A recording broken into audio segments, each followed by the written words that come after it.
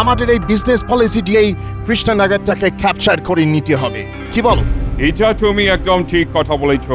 Business একটা great way হবে, তারপর ধীরে ধীরে টোটাল কৃষ্ণনগর আমরা দখল করে নেব।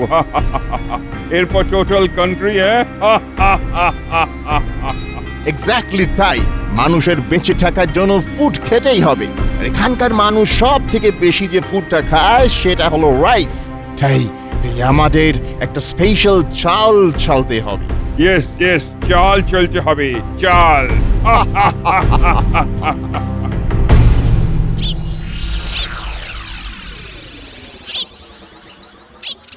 বড্ড বেলা হয়ে গেল, এদিকে খিদেতে পেট চুঁচুই করছে। বলি আজ যে তোমার দেরি হলো বড়। আরে রাজসভায় আমার কত কাজ থাকে সে কি তোমার ধারণা আছে গিন্নি?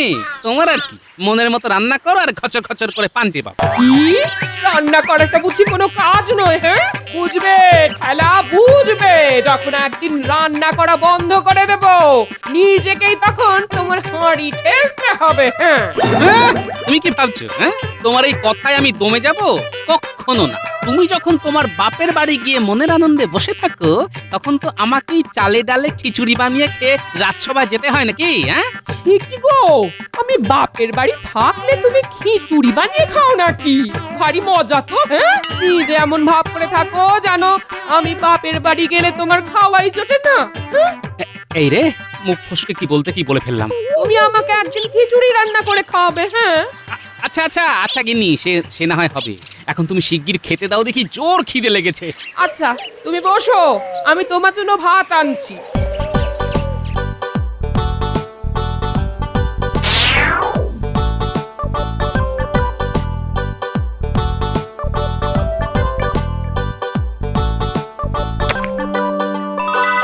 বলি নাওয়া কি ছেড়ে দিয়েছো নাকি?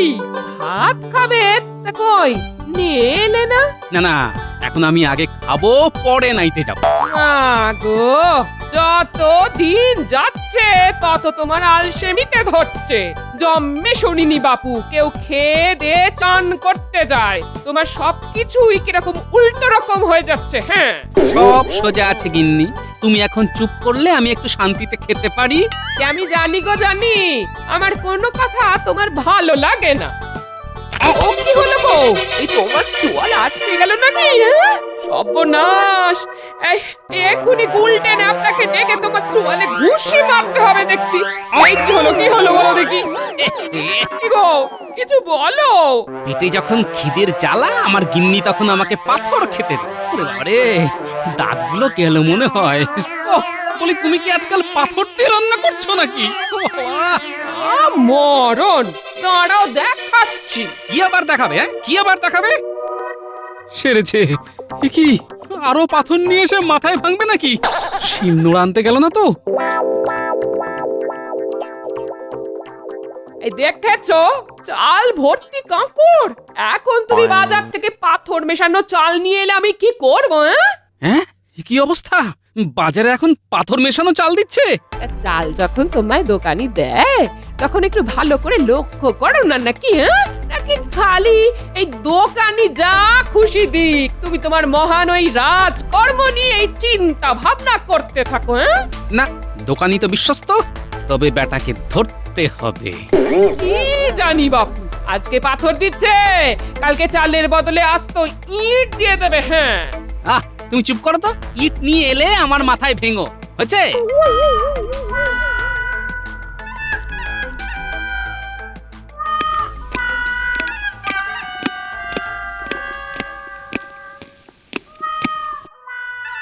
কি ব্যাপার, সিংহাসন খালি, রাজামশাই এখনো আসেননি?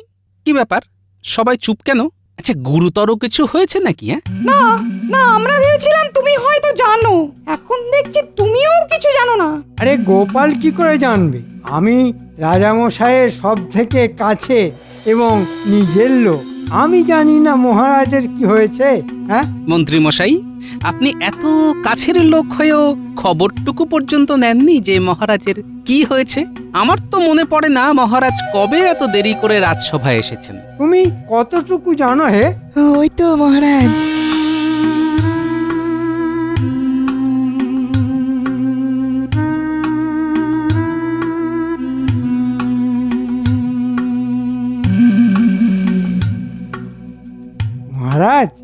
হয়েছে আপনার? হ্যাঁ মহারাজ, কি হয়েছে আপনার? আমি যে চিন্তায় শোকে পাথরের মতো বসেছিলাম, ভয়ে কোনো সংবাদ নিতে পারিনি। যদি সত্যি কোনো খারাপ খবর হয়। মহারাজের কি কথা বলতে কোনো সমস্যা হয়েছে? যদি খুব শারীরিক সমস্যা হয় তবে না হয় আজকের দিনটা। না গোপাল, না, কষ্ট হলেও আমি কথা বলবো। কাল রাতে যখন খেতে বসলাম, বেশ সুন্দরভাবে ভাত খাচ্ছি, এমন সময় এমন সময় কি মহারাজ? কোনো শত্রু কি খাবারে বিষ মিশিয়ে দিয়েছে? না না, ভাতের মধ্যে ছিল ভয়ঙ্কর বড় দুটো কাঁকড়, আর সেই কাঁকড় অসাবধানে চিবিয়ে আমার দাঁত দুখানা ভেঙে গেছে। মহারাজ, মহারাজ, যন্ত্রণা কমানোর পচন আমার কাছে আছে, আর আপনার এখন ওই বিশ্রামের প্রয়োজন। মহারাজ, আজকে আমার ভাতের মধ্যে বড় বড় কাঁকড় ছিল। আমি কিন্তু খুব চিন্তিত হয়ে পড়ছি, কারণ আমাদের রাজ্যের চাল এত ভালো যে আগে এরকম কাঁকড় পড়ার উদাহরণ নেই। আহ গোপাল, গোটা রাজ্যের চালের কথা এই মুহূর্তে ভাবার দরকার নেই। সবার আগে দরকার মহারাজের সুস্থ হয়ে ওঠা। তবে এটা খুব সত্যি কথা যে রাজ্যে রাজার ভাতের চালি কাঁকড়, সে রাজ্যের প্রজাদের চালে না জানি কত কি মেশানো আছে। আমাকে খুব শিগগিরই সেই সব জানতে হবে। আচ্ছা, সে নয় পরে ভাবা যাবে। তবে আপনার সাথে সাথে গোপালের চালেও কাঁকড় পড়ল, এটা কেমন জানি সন্দেহজনক। এটা আবার ওর এক চালও হতে পারে। বেশ তো, বেশ তো।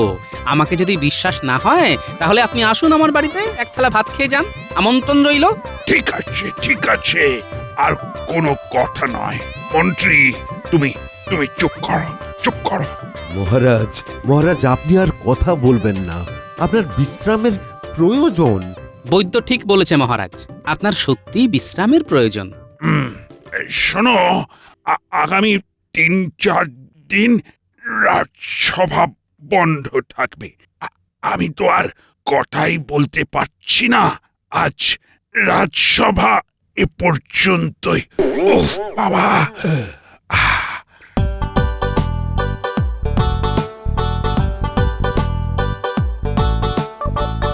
এই বলি কি এত চিন্তা করছো? তোমাকে বলেছি না, বাড়ি আসার পর রাজসভার কাজের কোনো চিন্তা করবে না। সে তো ঠিক আছে, কিন্তু এবারে একটু অন্য কথা ভাবছি গিন্নি। আসলে রাজসভা আগামী ৩-৪ দিন বন্ধ থাকবে। এ কি গো, আর আবার কি হলো? কাঁকড়ে কামড় দিয়ে মহারাজের দুটো দাঁত একদম ভেঙে গেছে, যার ফলে উনি কথাই ভালোভাবে বলতে পারছেন না। হ্যাঁ, মহারাজও কাঁকুরচি বলেন? যাই হোক, কি আর করা যাবে বলো। এই শোনো না, আমার মাথায় না একটা বুদ্ধি এসেছে। হ্যাঁ? তোমার মাথায় তাহলে বুদ্ধি এলো শেষমেশ? আমি যা বলছি সেটা শোনো। বেশ বেশ, বলো শুনি। আগামী ৩-৪ দিন তোমার কোনো কাজ নেই। না মানে কাজের কি অভাব আছে? না, তোমার কোনো কাজ নেই, তুমি আমাকে ঘরে জ্বালাবে। সেই জন্য আমি ঠিক করলাম আমরা যাব। কোথায়? তীর্থ করতে? না না না না, আমার বাপের বাড়িতে। সেটাই আমার তীর্থস্থান, বুঝলে? হ্যাঁ, না বুঝে আর উপায় কি?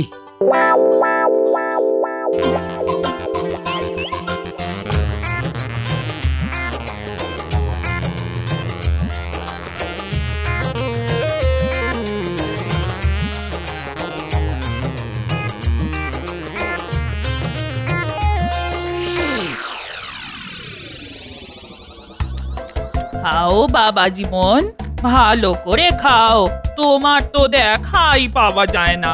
জামাইবাবু তো রাজকার্যে সব সময় ব্যস্ত থাকে। সে কি আর আমি জানি না? রাজকার্য না ছাই, তোমার জামাই বড্ড কুড়ে হয়ে গেছে। হ্যাঁ, এবারেও তো আসতে চাইছিল না, আমি জোর করাতে এলো। আহ, ওই চুপ কর না। জামাই বাবা জীবনকে একটু শান্তি মতো খেতে দে। কি দিদি, হ্যাঁ তুই জামাই বাবুকে শান্তিতে খেতে দিস না? হ্যাঁ তা দেখ, তুমি তো তোমার দিদিকে চেনোই। তবে শ্বশুর বাড়িতে এসে ভালো করে খাবার মতো শান্তি আর কোথাও নেই। তোমাদের এত আপ্যায়ন, এত যত্ন আত্মি, এ কোথায় পাবো বলো? যত্ন তো করতেই হবে বাবা, জামাই বলে কথা। বাজার থেকে বেছে বেছে সেরা ইলিশ মাছগুলি নিয়েছি। তুমি আরো দুটো মাছ নাও বাবা জীবন। ওরে বাবা, আর না আর না, পাঁচখানি বড় বড় মাছের টুকরো খেয়েছি, আর হজম করতে পারবো না। জামাই বাবু, মাছগুলোর স্বাদ কেমন ছিল? খুবই খুবই ভালো, খুবই ভালো, কোনো তুলনা নেই। আমি খুব তৃপ্তি করে খেলাম, বুঝলে। তবে সব থেকে ভালো কিন্তু ভাতের স্বাদ, কোনো তুলনা নেই। বহুকাল এত সুন্দর চালের ভাত আমি খাইনি, বুঝলে। তাই না?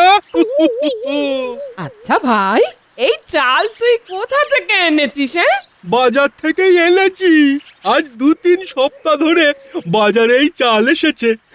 যদিও খুব দামি চাল। বুঝতে পেরেছি, দামি তো হতেই হবে। বুঝলে শ্যালক ভাই, তুমি যে দোকান থেকে চাল নিয়েছিলে, আমাকে সেখানে একবার নিয়ে চলো তো। জামাই বাবু, ওই দোকানটা বাজারের আরেক প্রান্তে। হ্যাঁ চলো না, যাই। এত ভালো চাল, ভাবছি বাড়ি ফেরার সময় এক বস্তা চাল নিয়ে যাব। বাহ, এ তো খুব ভালো কথা। চলুন চলুন জামাই বাবু, আপনাকে ওই চালের দোকানটায় নিয়ে যাই।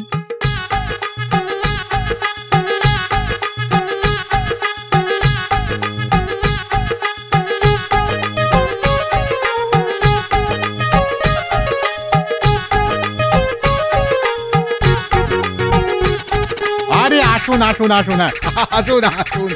কাল ভাত কেমন খেয়েছেন? চাল ভালো ছিল তো? চাল আপনার অতি উত্তম। ইনি হলেন আমার জামাই বাবু। আপনার দেওয়া চালের ভাত খেয়ে খুব খুশি হয়েছেন। হতেই হবে, হতেই হবে। এই চাল সবারই খুব পছন্দ হচ্ছে। মশাই থাকা হয় কোথায়? আমি কৃষ্ণনগরেই থাকি। বেশ বেশ বেশ। আপনার এই চাল আমার খুব ভালো লাগে, যার জন্য আমি ভাবছিলাম ফিরে যাওয়ার আগে আপনার থেকে এক বস্তা চাল নিয়ে যাব।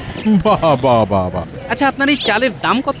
আগে যে চাল অমূল্য, তার কি ওই সামান্য দাম আপনি দিতে পারবেন না? হ্যাঁ, সেই সামান্য দামটাই তো শুনতে চাইছি। আমার এই চাল বস্তা হচ্ছে 16 আনা। হ্যাঁ, দামটা একটু বেশি বটে। আগে 16 আনা খাঁটি চালের দাম যে 16 আনাই হবে। সে বেশ বেশ বেশ, আমি পরশু যাবার আগে নিয়ে যাব। তবে এটাও ভাবছি যে কৃষ্ণনগরে এই চাল তো আর পাবো না। না না না, নিশ্চয়ই পাবেন। তবে আপনাকে আমার মহাজনের সাথে কথা বলে চাল নিতে হবে। আচ্ছা, আপনার মহাজনকে? তাকে তো আমি চিনি না। আপনি যদি তার নাম ঠিকানা দেন তবে খুব ভালো হয়। সবাইকে তো দিতে পারি না। তবে আপনার শ্যালক বাবু আমার রোজগার খরিদ্দার, আর আপনি হলেন তার জামাই বাবু।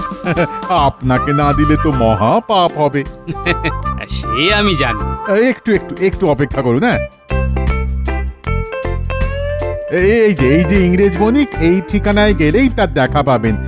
তাকে বলবেন আমার কথা, বলবেন আমি পাঠিয়েছি। ব্যাস ব্যাস, তারপরে আর কোনো সমস্যা হবে না। আপনাকে অনেক ধন্যবাদ। পরশু তাহলে চালটা নিয়ে যেতে ভুলবেন না কিন্তু। না না, কখনোই নয়।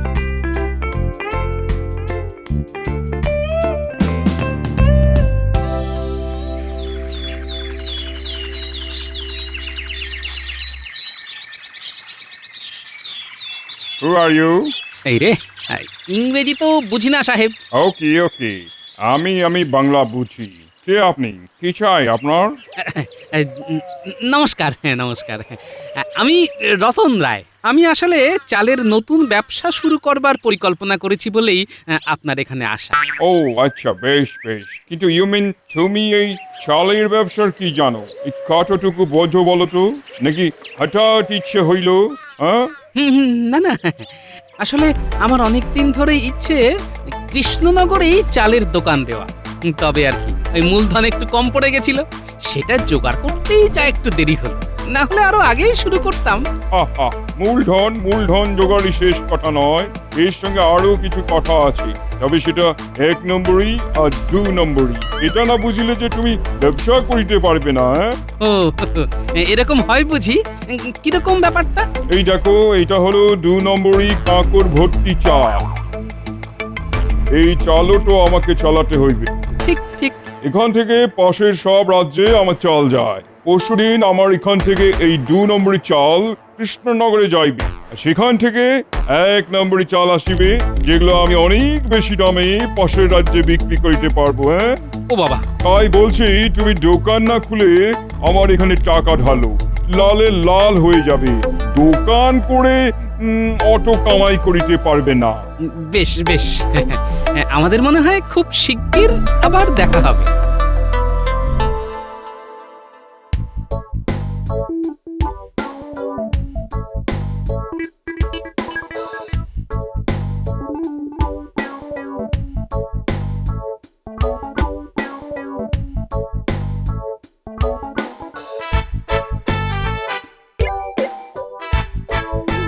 ওকে ওকে। এর মানে কি গোপাল? কার কথা বলছো তুমি? কিছু না মহারাজ, ওই ইংরেজরা যখন কোনো কথা খুঁজে পায় না তখন বলে ওকে ওকে। তাহলে মহারাজ, আপনার ব্যথা এখন অনেকটা কম, ফোলাটাও তো অনেক কমে গেছে দেখছি। হ্যাঁ, এখন আর কথা বলতে সমস্যা হচ্ছে না। কাল থেকেই রাজসভা আবার শুরু হবে। এতে খুব ভালো কথা মহারাজ, বৈদ্যের পাচনে বেশ কাজ হয়েছে দেখছি। হ্যাঁ, তা হয়েছে, তবে এবার কিন্তু বিজ্ঞানীর পালা। কিরকম মহারাজ? বিজ্ঞানীকে আবিষ্কার করতে হবে যে কারো দাঁত ভেঙে গেলে সেই জায়গায় নতুন দাঁত কিভাবে বসাবে। আগে কচি বয়সে দুধের দাঁত পড়ে গেলে নতুন দাঁত ওঠে, এটা সবার জানা, কিন্তু ওই নতুন দাঁত ভেঙে গেলে কি করে আরেকটা দাঁত বসাবে মহারাজ? অন্য কারো দাঁত ভেঙে নিয়ে আসতে হবে বুঝি? গোপাল, ভাগ্যিস তুমি বিজ্ঞানী নও। এটা তুমি বরং বিজ্ঞানীকেই ভাবতে দাও, সে তার ঘরে বসে এটা আবিষ্কার করুক। মানে নকল দাঁত? হ্যাঁ। কিন্তু এই সাথে এটাও ভাবুন মহারাজ, আপনার আমার সবারই এক অবস্থা। কিভাবে? আমার বাড়ির চালের মধ্যেও ছিল প্রচুর কাঁকড়, আর একটু হলে চিবোতে গিয়ে আমার দাঁতও ভেঙে যেত। কিন্তু প্রশ্ন হলো, এত খারাপ চাল আসছে কোথা থেকে? কিন্তু মহারাজ, আপনার সাথে আমার খুব গোপনীয় কথা আছে মহারাজ। সকলের সামনে এগুলো বলা যাবে না, তাই আগে ভাগে আপনার সাথে দেখা করতে চলে এসেছি। বেশ, তো কি শুনি?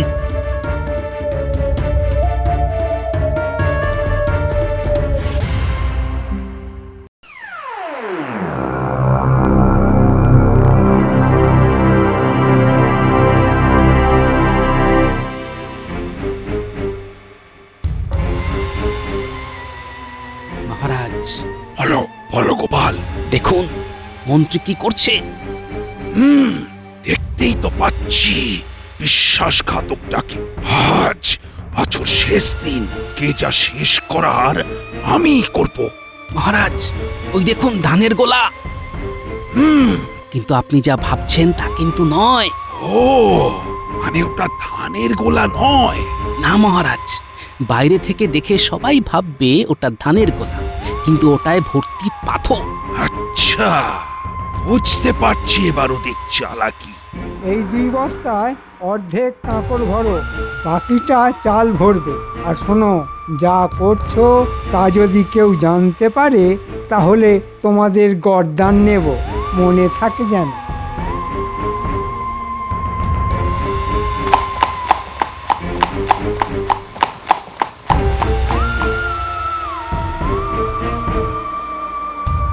আরো 3 গাড়ি ভর্তি পাথর আসিয়াছে।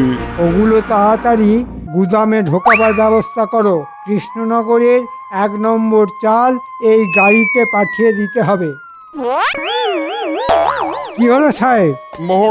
মহারাজ আমাকে মাফ করিয়া দিন। মহারাজ আমাকে মাফ করিয়া দিন। শোনো, তুমি বিদেশী, তাই যেখান থেকে এসেছো সেখানে চলে যাও। তোমাকে এখানে ব্যবসা করার অনুমতি আমি দিচ্ছি না। আর আমার রাজ্য ছাড়া আমার পাশের কোনো রাজ্যে তোমাকে যেন দেখতে না পায়, তাহলে কিন্তু তোমাকে আমি বন্দি করব। ওকে ওকে। গোপাল দেখো, ইংরেজের মুখে আর কথা নেই, তাই বলছে ওকে ওকে। ভাগো ভাগো এখান থেকে। কি বলেছিলাম না আবার দেখা হবে? মহারাজ আপনি এখানে এত রাতে মানে আপনার কি ভালো ভাতের চাল লাগবে? ও ভাগা, হ্যাঁ, আমার রাজ্যের মন্ত্রী হয়ে এখানে এসে ইংরেজের সাথে শার্ট করে 2 নম্বরই পাথর মেশানো চাল রাজ্যের চারিদিকে ছড়িয়ে দেবার শাস্তি জানো? মহারাজ এ কি বলছেন? আমি তো তদন্ত করতে এসেছিলাম। এই হলো তোমার তদন্তের নমুনা। পাথর মেশানো চাল খেয়ে আমার দুটো দাঁত ভেঙেছে, আর আজ আমি তোমার সব কটা দাঁত ভাঙবো। ওরে বাবা রে, ওরে বাবা রে, হায় হায়, আমার দাঁত, আমার দাঁত। হ্যাঁ মহারাজ, মন্ত্রীর একটি দাঁতও আস্ত রাখবেন না। আমি আগেই বলেছিলাম যে মন্ত্রী ছাড়া এত বড় কুকর্ম আর কেউ করতে পারবে না। আ আ ও ও ওরে বাবা রে, হায় হায় হায় হায়, আমার দাঁত, আমার দাঁত কোথায়? যোগ্য শাস্তি মহারাজ। সত্যি গোপাল, তুমি ছাড়া এই সমস্যার সমাধান হতো না। ভাবিয়েছিলাম ফার্স্টে বিজনেস করিব, ইনকাম করব, তারপর স্লোলি কৃষ্ণনগর দখল করিব, কিন্তু কিন্তু আমার সব প্ল্যান ওয়াটার হয়ে গেল। ও গড!